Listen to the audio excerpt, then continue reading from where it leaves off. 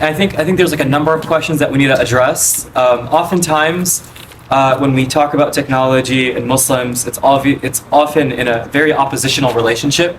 And I think that we need to first define that as Muslims, first of all, what is the purpose of the Quran?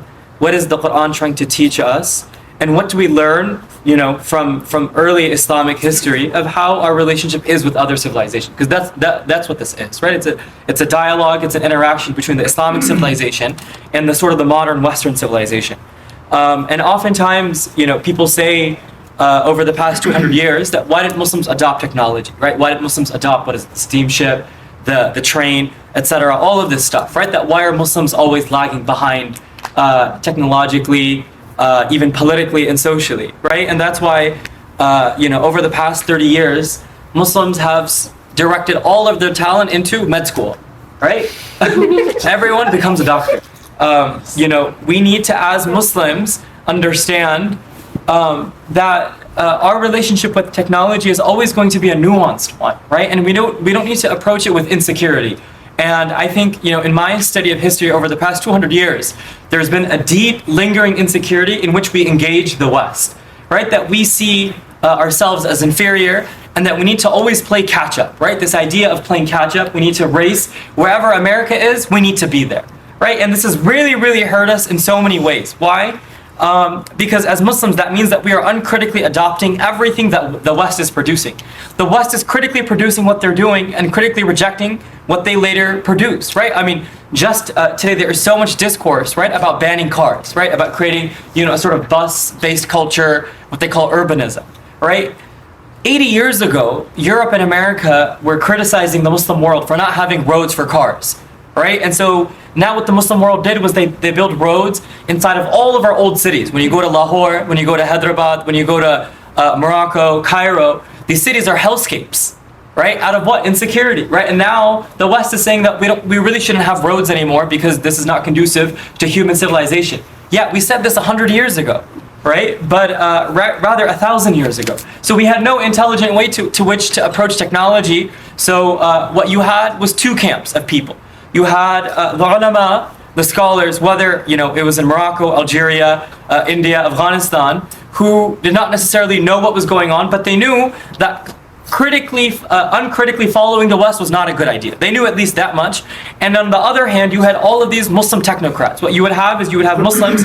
Let's say you had a Muslim born in Lahore in the 19th century, or a Muslim born in Kabul in the 20th century, or a Muslim born in Morocco in the 20th century.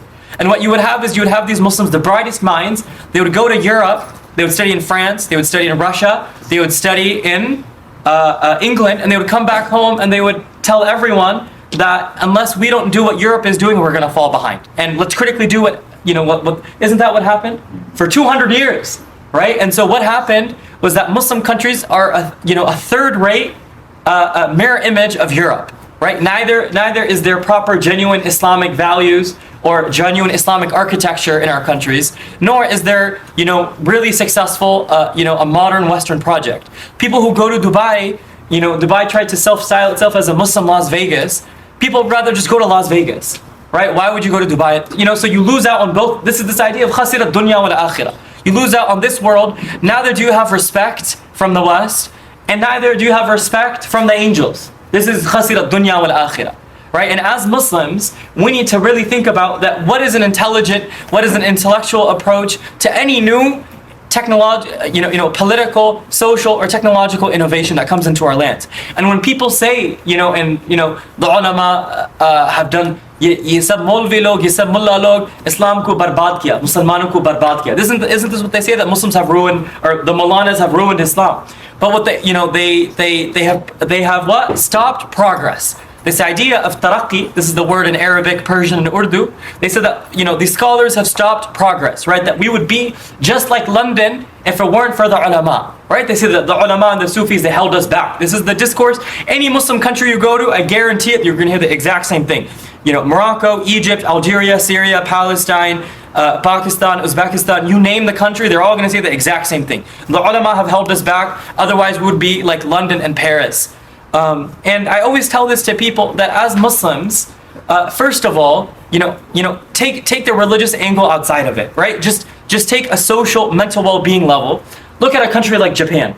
Nobody has modernized in the East like Japan has. Japan, I think, is a top 5 GDP country. Am I not wrong? I think number 4, if I'm not mistaken. If you look at the suicide rate of Japan, I read an Atlantic article just a couple months back that there is such a high sort of level of depression, social anxiety, and loneliness, so much so that there are groups that Japanese millennials will come together in a car, in a social gathering, and they'll all commit suicide together. This is an Atlantic journalist did this together. And so really, if you want to say, I mean, no Muslim country, by the way, is advanced as Japan in terms of technology, in terms of innovation or production, right? So we have to ask that our goal as Muslims should not, that we don't want to end up like that, right? As I said yesterday, Islam in many ways, for all of the sort of anxieties of the world, of the modern human, Islam is the final front. Most of the other religious traditions have been compromised. Right? And that's because of this tradition of ilm and of knowledge and of wahi, of revelation. And as soon as we begin to understand that, we will allow a form of healing, as I keep saying, for everyone in the world. Right? Because if we compromise our religion, all of humanity suffers. This is this idea of Islam. As soon as Muslims compromise Islam, all of insan, يعني الإنسان بالكلية, will suffer.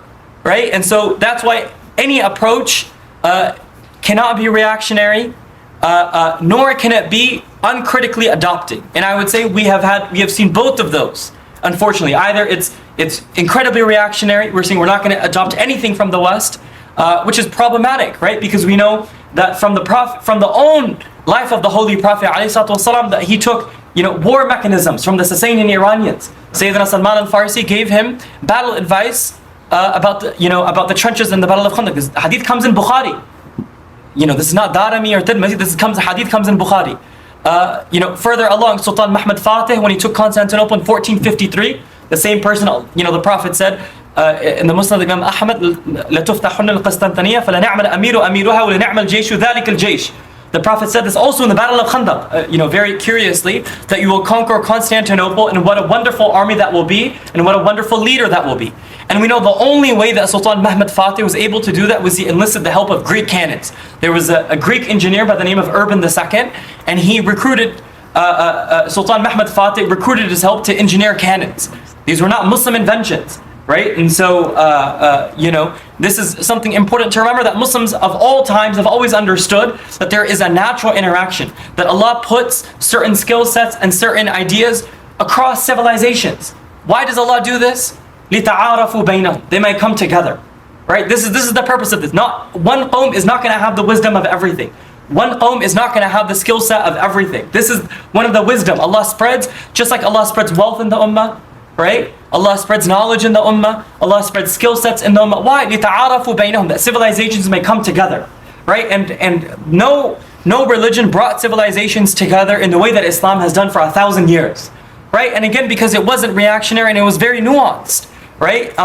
And I would say one or two final points before we come into this idea of AI is that as Muslims, we need to make sure that we don't try to overcompensate, right? As I said, the thing about medicine and science, for 100 years, Muslims just turned their kids into doctors and engineers.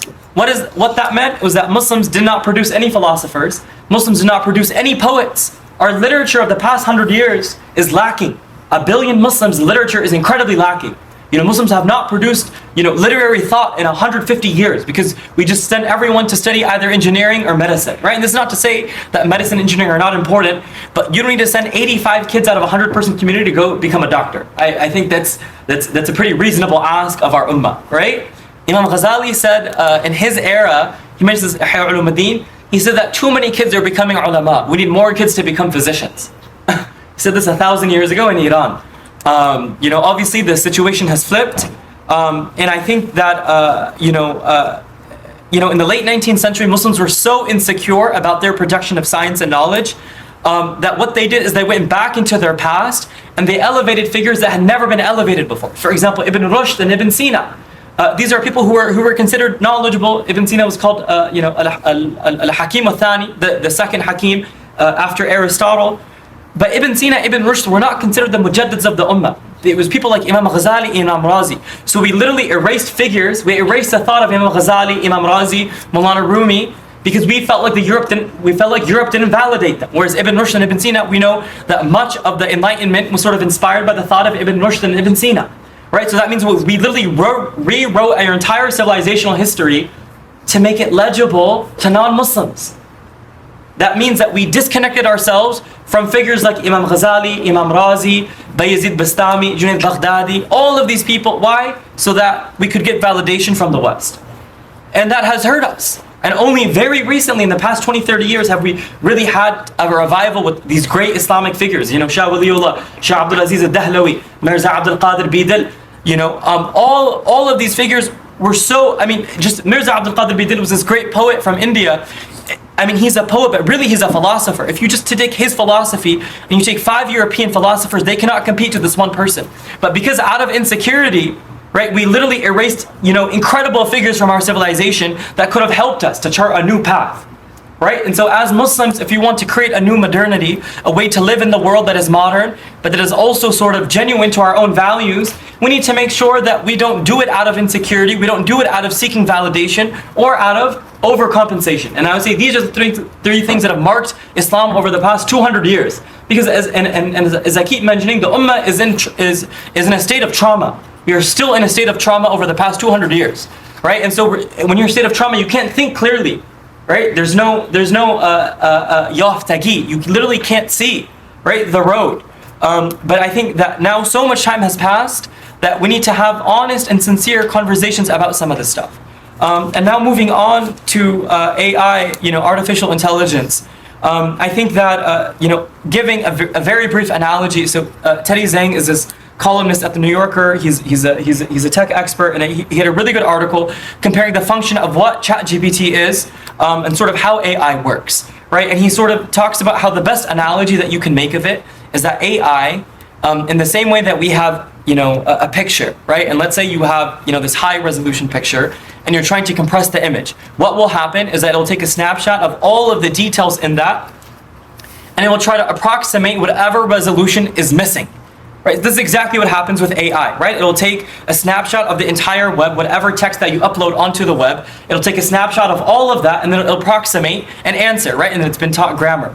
And this approximation, after learning grammar, is what sort of made everyone super excited, right? That now, you know, it has all of this knowledge. It can guess an answer. A lot of the times it's correct. But I like the word that he used. He called it the hallucination of AI. And I think this is really where we can take from it, the hallucination of AI, that he says that because everything is just an approximation, when you ask it certain questions, it will not be able to sort of address the problem properly, and therefore hallucinating, right? And so as Muslims, and I think I'm just going to approach this just in terms of, can we take knowledge from it? And so what is the nature of knowledge in terms of Islam? Can we take knowledge from this platform? But more importantly, can it be beneficial for us in the ummah? Right? And I think these are at least helpful questions for me. So we had a fatwa at this for Dar al-Qasim, and we start off with a couple of verses in the Quran. So what is the nature of knowledge? How do you learn from someone? How is knowledge validated, and how is knowledge transmitted? Right? And as we learn, you know, as I mentioned the first day, everything in Islam starts off with wahi. That first act of Jibreel alayhi salam hugging the Prophet, that is the first act of knowledge, that is the first act of knowing something, and that is the first act of teaching in Islam, alayhi salatu wasalam. Well, really the first act of teaching is when Allah teaches Adam alayhi salam, but when we're talking about specifically Islam, and that in terms of knowledge, scholars have already addressed this 1,000 years ago, and I think this was a very easy answer to say. In the Fatawa collection of the great Mughal king Aurangzeb Alamgir, compiled in the 17th century, which by the way is the first state-composed legal text in Islam, Fatawa Alamgiri, there is a juz'iyya. A juz'iyya is a legal precedent. It says that لا يقبل قول الكافر في الديانات, that we cannot take knowledge from a non-Muslim. We cannot take matters of religion from a non-Muslim. And the reason they explain is very easy, because knowledge is a light. Right? So in order for this light to judge your life, it must come from someone who is sahib al-dil, someone who has a heart, right? Because in order for you to gain knowledge from someone, they must have taklif. Taklif is what? Legal capacity. Allah says in the Quran, لا يكلف الله نفسا إلا وسعها.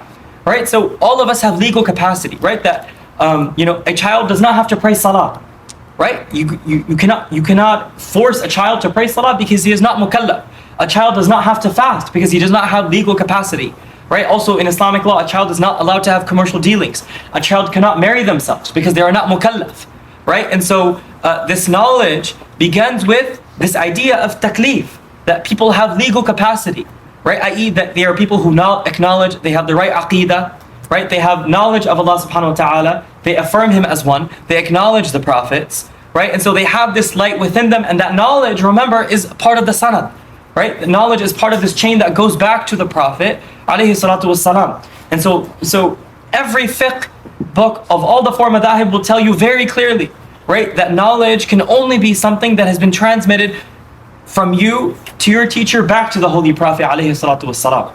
Right? And so, we played with this. So my friend is actually the one who started Hadith GPT. And he told me Hadith GPT is the one where you would have all these Hadith collections. He told me, he said the two questions, and because he could see the data, the two most common questions that were asked, number one, is dating halal and is marijuana halal? Of all, thousands of questions that were asked, these are the two most common questions, mashallah. The common questions of our ummah, And I would say perhaps, and I think both questions, it gave the right answer. Dating, get married, which is what the Mulana would tell you, and that no, marijuana will not be halal except in cases of, medical scenarios. But we would say even if ChatGPT gets it right, it's still wrong. Even if it gets it right, it's still wrong. Because let's say, take an example of a non-Muslim. Let's say you have a non-Muslim who has a photographic memory, has memorized every single book in Islam. Fiqh, hadith, tafsir, poetry, every single language. For you to ask a question to that non-Muslim, you cannot act on that knowledge. And this is a person who has a ruh and who has a qalb. It is haram for you to act on that knowledge. Can you believe that? That means that someone who is literally a polymath, a master of everything, the fuqaha will tell you that if you ask a fatwa from that person, it is haram for you to act on that knowledge. Because he is not someone who has that authority. He doesn't have the chain back to the Holy Prophet alayhi salatu wassalam. Right? And so we need to make sure that, when these language learning tools, it's only problematic in as much as are you trying to take a hukm or a judgment or a fatwa from it. Right? And this becomes problematic. Many of the problems in the ummah, many of the problems in the masajid where masjids became divided is because people went on Google and just typed up questions and didn't know what they were reading, and they just started taking knowledge from a hadith. Bhai Sahab, one hadith is not gonna teach you everything. One hadith, there will be 35 variations of that hadith. So if you're just reading one hadith, you're gonna miss the whole picture. And this is when people say that, why does this stance of Abu Hanifa radiallahu anhu contradict Imam Bukhari? First of all, Imam Abu Hanifa was a tabi'i. He has a full picture of the inheritance of the Sahaba, and he can judge, right? You are not living in that time. You don't know what's going on. You don't know the practice of the Sahaba. Imam Abu Hanifa is in the masjid of Sayyidina Ali radiallahu anhu. Imam Abu Hanifa is literally a successor to the knowledge of Sayyidina Ali and Sayyidina Abdullah ibn Mas'ud, to that practice. Right? And so, people, just open up, a Google site and say that, the prophets, do you follow, they would, a lot of these Pakistani Muslims and Indian Muslims, they would travel to Saudi Arabia, they would come back and they would come to the masjid, they would cause problems. They would say, do you follow the Prophet, do you follow Abu Hanifa? It's like asking, do you follow California law, do you follow American law? I mean, like, what kind of question is that, right? You're missing the whole point. Right? And so this is what happens, right, with this diffusion of knowledge. And that's why Allah subhanahu wa ta'ala, literally, just today, right, we heard in the Quran, رُدُّوهُ إِلَى اللَّهِ وَرَسُولِهِ وَإِلَىٰ أُولِي الْأَمْرِ مِنْهُمْ لَعَلِمَهُ الَّذِينَ يَسْتَنْبِطُونَهُ مِنْهُمْ. Anything that you don't know, right, return it back to the people who have knowledge of the amr, of the command of Allah. What is the command of Allah? Wahy. Right? Return it back to them. Why? يَسْتَنْبِطُونَهُ مِنْهُمْ. They can extract it for you. They can do that knowledge of you. That knowledge process for you, that knowledge cognition, that knowledge sort of analysis for you, right? And so if you don't have that person doing that, you're going to miss it. And Allah, in another verse in the Quran, what does Allah say? بَلْ هُوَ آيَاتٌ بَيِّنَاتٌ فِي صُدُورِ الَّذِينَ أُوتُوا الْعِلْمِ. That what is Islam? What is Islam? Allah answers it, right? It is ayat, it is clear, manifest, cosmic signs in the hearts of people who have been given knowledge. فِي صُدُورِ الَّذِينَ أُوتُوا الْعِلْمِ. right? And so this idea of that any conversation about where you take knowledge is going to begin with knowledge in the heart, and because knowledge وَالْعِلْمُ نُورٌ وَنُورُ اللَّهِ لَا يُعْطَى لِعَاصِي. Sorry, can we just shut the door? See? Yeah. So, and this idea of that, if knowledge is a light, and if knowledge can, as Allah says, has only been placed in the hearts of people, then how can we learn this? Let alone from a language learning tool. We can even learn it from a non-Muslim. In fact, some people say you can even learn knowledge from a fasiq. They'll mention this in fatwa books. You can't take a fatwa from a fasiq. They say a qadi can be a fasiq, but a mufti can't be a fasiq. A fasiq means an open sinner, a blatant, sinner. Right? And so, as we think about, what is technology, this doesn't mean that as Muslims we're anti-technology, we're anti-AI. Absolutely, we can use that as a resource, but don't confuse knowledge as a light in the heart, for some modern, invention, right? And this is, when people say that, why are ulama always behind about giving fatwas for technology? The reality is that because the ulama, and this is my study of history, we're the only people in the entirety of humanity who are like, hold up. We don't just want to adopt everything that the West is producing. Let's actually see what's going on. Because is this actually helpful for us? And this is the idea of a fatwa, right? That we're not going to jump on every single new bandwagon that the West produces, that we're going to see what's going on, right? Is this ethically viable? Is this ethically helpful? Is this helpful for our soul, right? Is this helpful for us as a collective, as humanity? And to me, the only people doing that work are really the muftis of the entire, because they're actually saying that, look, hey, just because this is being produced, is this actually helping us, right? And these conversations are so important, and I think that this language learning tool, at least, when we think about, let's say, Hadith GPT, we can use it as a scholarly resource. I imagine a world, let's say, if someone looks up something, they don't understand what it means, they ask a mufti. And I say again, the fatwa books will tell you it is impermissible for you to act on that knowledge. Right, and perhaps there are more advanced tools of using this. For example, Hadith GPT. The knowledge of Hadith GPT is not the Arabic Hadith, by the way. It's English translation. So you're looking at a translation of a translation. I mean, how is that real knowledge, right? I mean, that what the similarity of that is like, you imagine if you were to go to Pakistan and this Pakistani scholar who cannot read English considers himself an expert on Abraham Lincoln. You would be like, what is going on? I mean, that's the reality, right? That, and maybe it can learn Arabic, and even if it does, what does a mufti do? What does a scholar do? He has knowledge of theology, he has knowledge of fiqh, he has knowledge of tafsir, he has knowledge of Arabic, hopefully he has knowledge of Urdu and Farsi too, as a holistic scholar, and he synthesizes all of that together. Right? And so let's say there is a case where AI learns aqidah, tafsir, hadith, and fiqh, but will the social element be there? Right? Everyone has their own individual social sort of context. Will that be able to pick up on that? And these are all sort of major, important questions. These are, important questions to remember, that knowledge is truly a light. Muslims are not anti-technology, but we are careful. And we're not going to adopt or import everything that just because America produces it. We're not going to do that. We've done that for 100 years, and that has caused us so much pain and has caused us so much takhalluf and the opposite of progress, right? And as Muslims, we will never be respected by other non-Muslim populations unless we can show why we are different and why we have something unique to offer. If we just blindly import everything, well, America's already doing that. Right? They're already, for example, there was this article about how a lot of these Pakistani academics are suddenly becoming Darwinists. Americans were becoming Darwinists 120 years ago. You already missed the boat 120 years ago. Do you think they're getting respect? Being a second-rate thinker? And this is how Muslims are perceived, right? Either they don't know what's going on, or they just uncritically adopt whatever new emergent technology that America produces. And I think that this is at least a way that I think through this stuff. Maybe it's helpful for you. I know there's so much more to say, and if you guys have any questions, can definitely answer them. I don't know if there was a difference between Islam and the capitalist materialist technology that happens. Is that artificial intelligence is a very interesting name, because for us as Muslims, Allah doesn't place the intellect in the mind, Allah places the intellect in the heart. Allah says, لَهُمْ قُلُوبٌ لَا يَعْقِلُونَ بِهَا. They have hearts that cannot think, that cannot reason. And Imam Ghazali mentioned this so when he critiques Ibn Sina, he devastates Ibn Sina in his Tahafut al-Falasifa.